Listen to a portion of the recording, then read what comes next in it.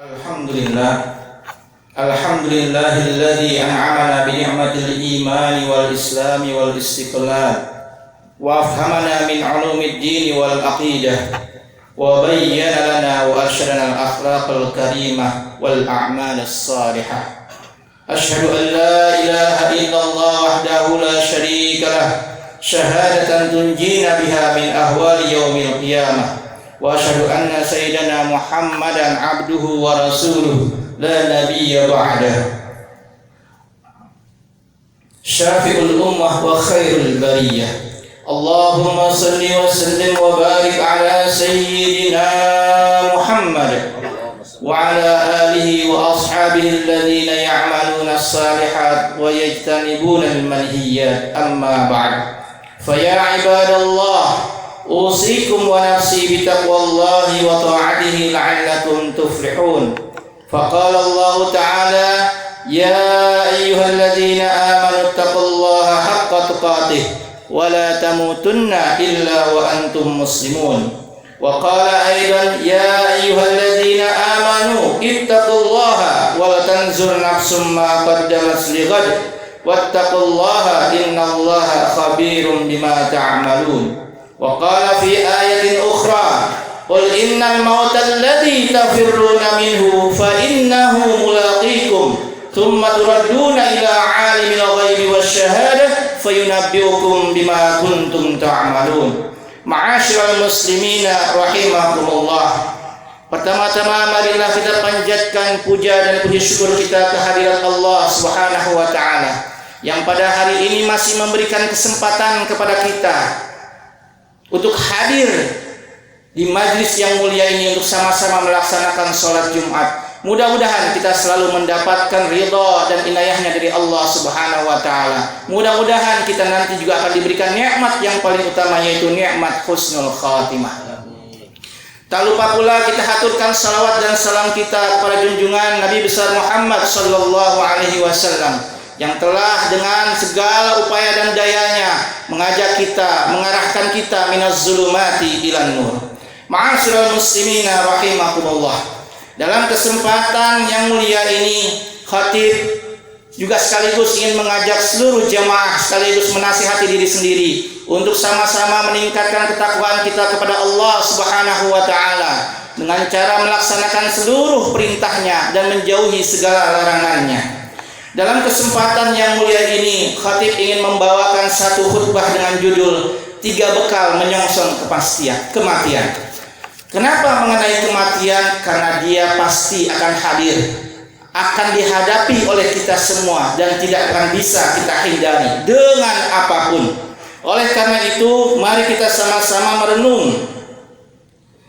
Dalam Quran surah Al-Baqarah ayat 28, Allah Subhanahu wa taala berfirman, A'udzu billahi minasyaitonir rajim. Bismillahirrahmanirrahim. Kaifa takfuruna billahi wa kuntum amwatan fa ahyaakum tsumma yumitukum tsumma yuhyikum tsumma ilaihi turja'un. Bagaimana mungkin engkau mengingkari Allah, berkufur, bersikap kufur kepada Allah, sedangkan engkau dahulu dalam keadaan tiada. Kemudian Allah adakan engkau di muka bumi ini, lalu Allah matikan engkau dan kemudian hidupkan kembali, dan kemudian kepadanya engkau semua akan kembali. Ibnu Katsir dalam kitabnya Tafsir Ibnu Katsir menyatakan bahwa ayat ini merupakan penegasan bahwa Allah Subhanahu wa taala adalah Maha Kuasa, dan oleh karenanya sungguh sangat aneh bagi orang yang ingkar kepada Allah Subhanahu wa taala, padahal dirinya dahulu awalnya adalah tiada, lalu Allah Subhanahu wa taala menjadikannya ada di muka bumi ini. Ayat ini juga menunjukkan bahwa kita semua pasti akan mati dan kita semua pasti akan dibangkitkan kembali setelah kematian itu. Masalahnya adalah ketika nanti kita dibangkitkan di hari akhir, apakah kita mati dalam keadaan husnul khatimah atau mati dalam keadaan su'ul khatimah. Tidak peduli mengenai jabatan selama hidup di dunia, tidak peduli tentang kekayaan yang ada di dunia selama hidup di dunia, tapi yang Allah lihat adalah amal kebaikan yang kita lakukan selama hidup di muka bumi.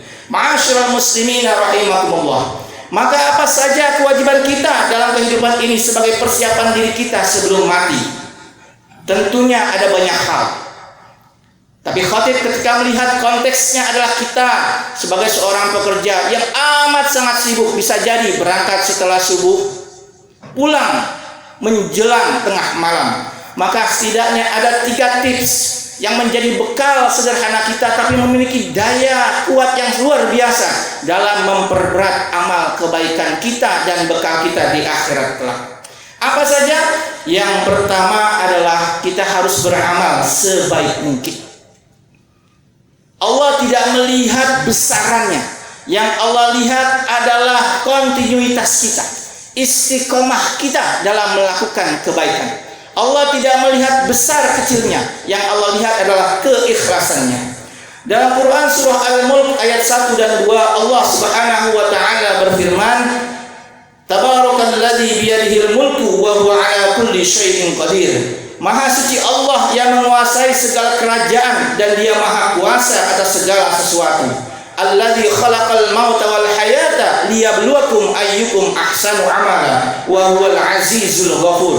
Dialah yang menciptakan langit dan bumi. Untuk apa? Untuk menguji kamu, siapa di antara kamu yang lebih banyak, yang lebih baik amalnya, dan Dia maha perkasa lagi maha pengampun.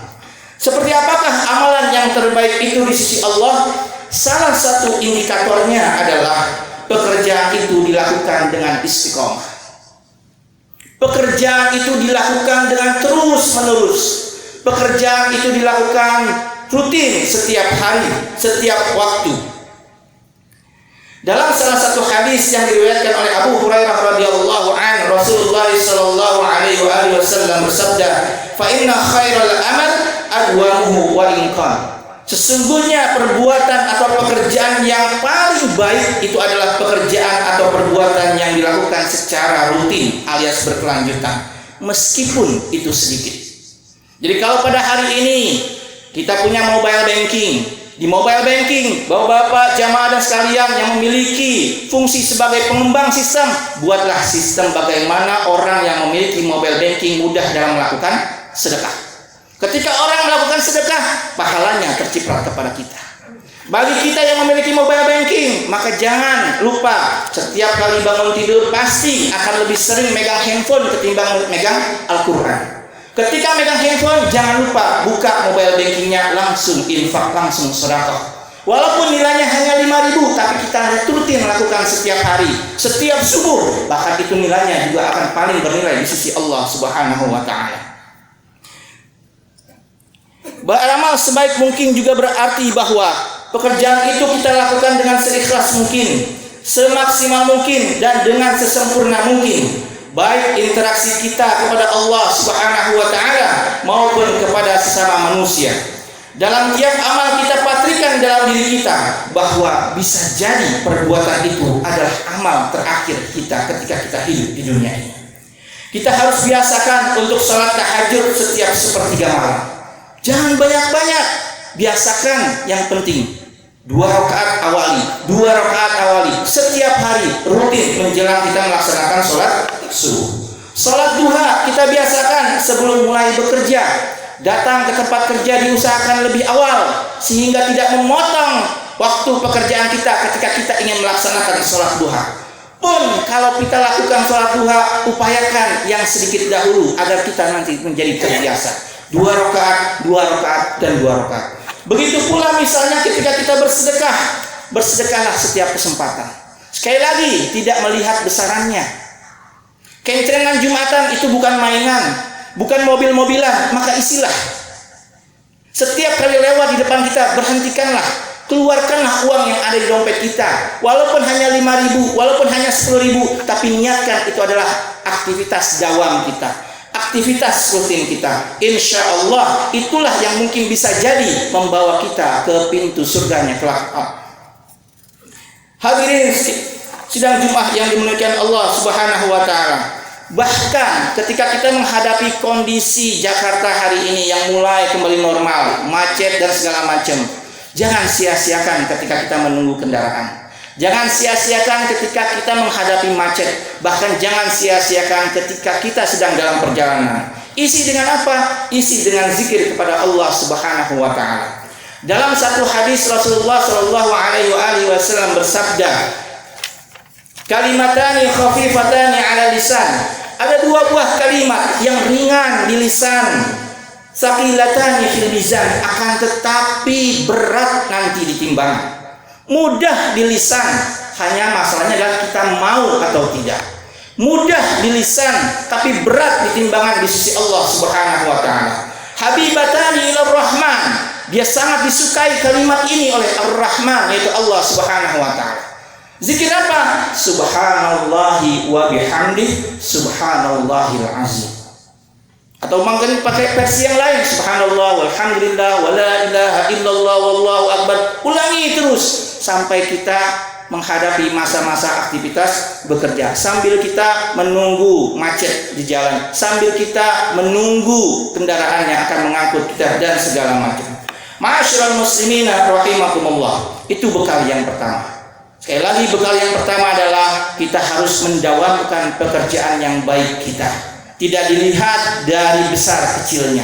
Buat apa kita sedekah 1 miliar tapi hanya sekali dalam seumur hidup? Akan lebih baik hanya 5.000 rupiah tapi kita dawamkan setiap hari selama kita hidup. Ma'asyiral muslimina rahimakumullah. Bekal kedua yang harus kita siapkan dalam menghadapi kematian adalah melakukan amal yang akan terus mengalir pahalanya kepada kita sekalipun kita telah wafat. Ini adalah sebuah strategi. Sebuah strategi bagaimana kita beramal, tapi amal yang kita lakukan itu memiliki dampak positif kepada kita, bukan hanya ketika kita hidup di dunia, tapi pada saat kita telah meninggal dunia, amal tersebut masih memiliki dampak yang positif terhadap kita. Ini adalah hadis yang paling sering bisa jadi ditemukan dan diketahui serta dihafalkan oleh para jamaah sekalian. Idza mata ibnu Adam inqata'a amaluhu illa min salas. Apabila telah meninggal dunia ibnu Adam, yaitu manusia, kita semua ini akan terputus seluruh amal hidupnya illa min salas, kecuali 3 hal. Apa itu? Shadaqatin jariyah, sedekah jariyah, amal jariyah, au ilmin yuntafa'u bih, atau ilmu yang bermanfaat, au waladin salih yad'ulah, atau anak-anak atau generasi berikut kita yang mendoakan kita ketika kita telah meninggal dunia. Maka seharusnya hal yang sudah sering kita dengar ini tinggal bagaimana kemudian kita terapkan dalam kehidupan kita. Tinggal bagaimana kemudian kita jadikan 3 perkara tadi. Amal jariyah alias sedekah jariyah, anak-anak yang saleh, dan ilmu yang bermanfaat tadi yang kita sebarkan kepada orang lain, kita ajak orang untuk berbuat baik, kita jadikan sebagai lifestyle kita. Insya Allah hal yang sederhana itu yang sering kali kita dengar tapi jarang kita lakukan, kalau kita rutin lakukan akan membawa kita ke pintu surganya Allah Subhanahu wa taala. Hadirin sidang Jumat yang dimuliakan Allah Subhanahu wa taala, yang ketiga, yang terakhir adalah berdoa agar diberikan nikmat husnul khotimah. Upaya kita telah kita lakukan, kita dawamkan perbuatan baik kita.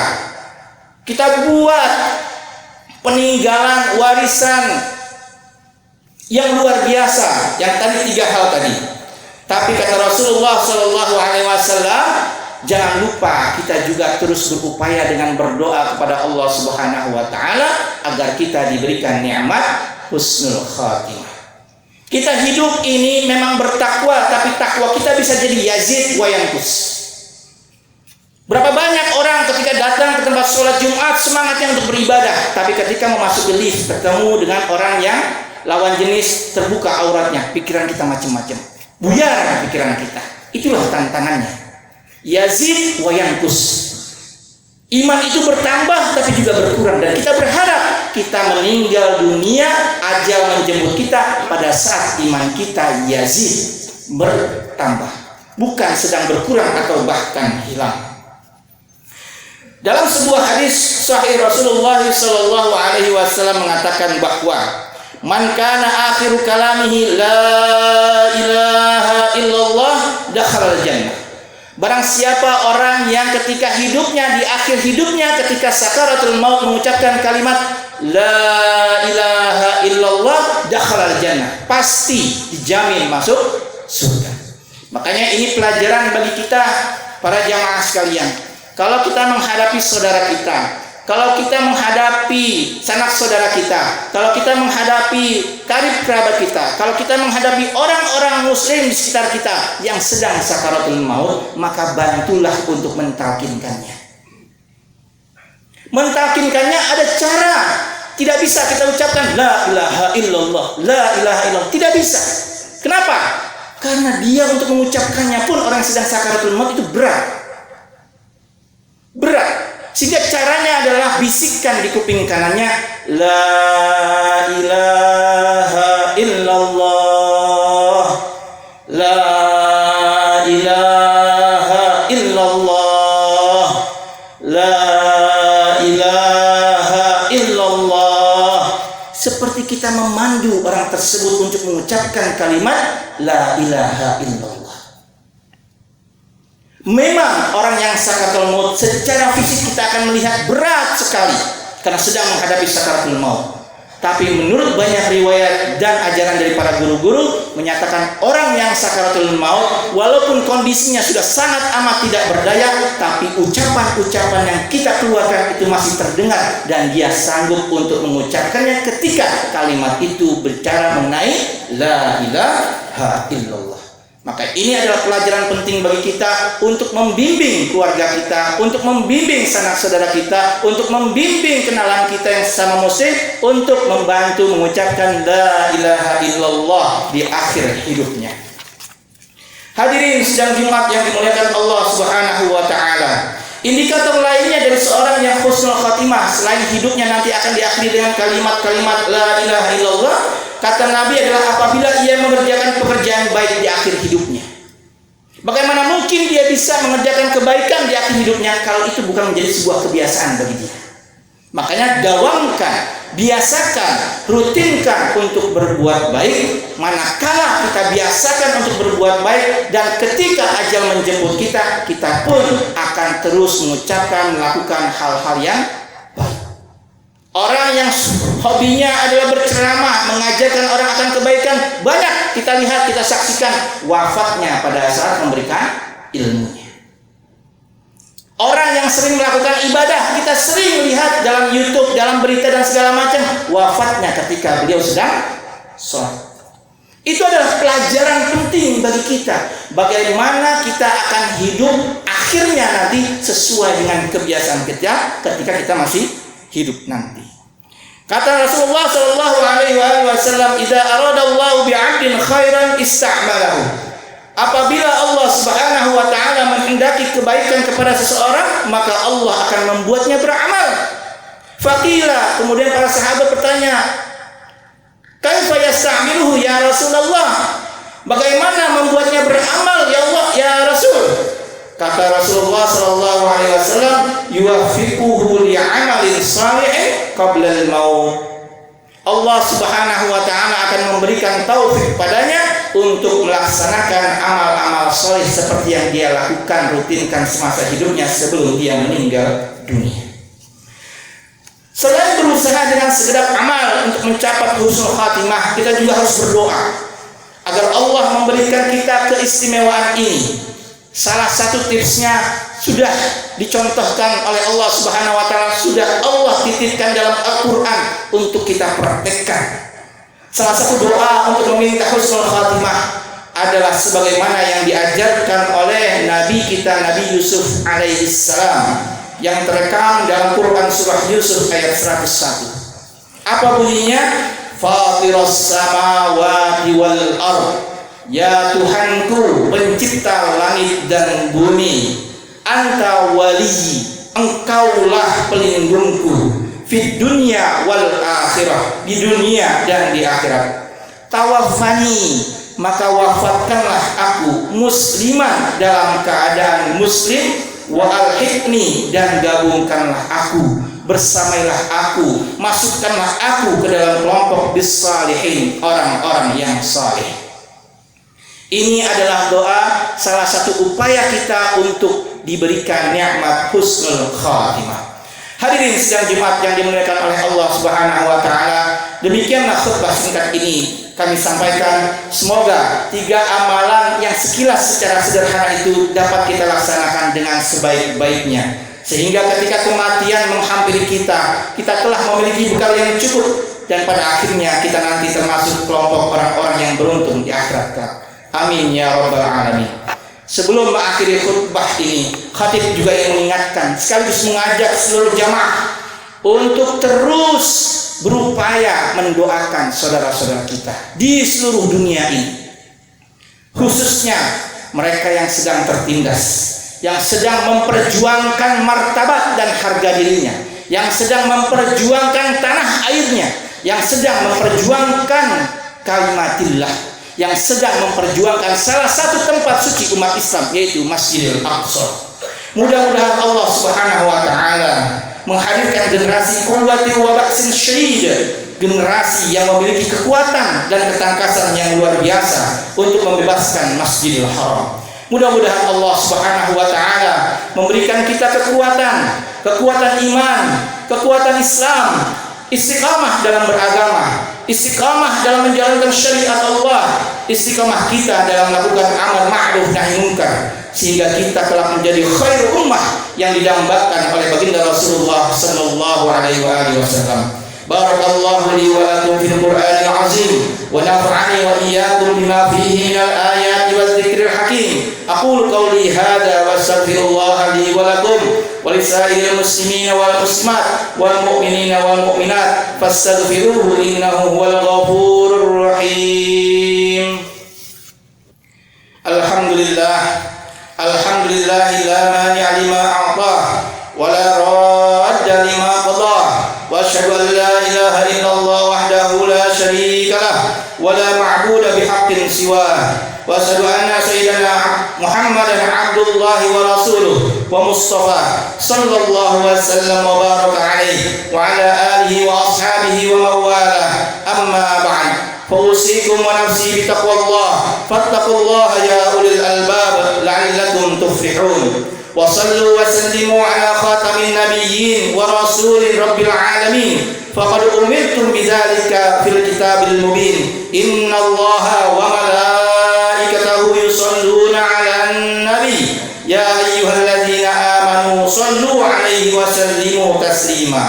اللهم صل وسلم على عبدك ورسولك محمد وارض اللهم عن خلفائه الأربعة أبي بكر وعمر وعثمان وعلي وعن سائر الآل والصحابة والتابعين ومن تبعهم بإحسان إلى يوم الدين وعنا معهم بعفوك وكرمك وإحسانك يا أكرم الأكرمين. اللهم اغفر للمسلمين والمسلمات والمؤمنين والمؤمنات الأحياء منهم والأموات. اللهم أعز الإسلام والمسلمين. اللهم أعز الإسلام والمسلمين.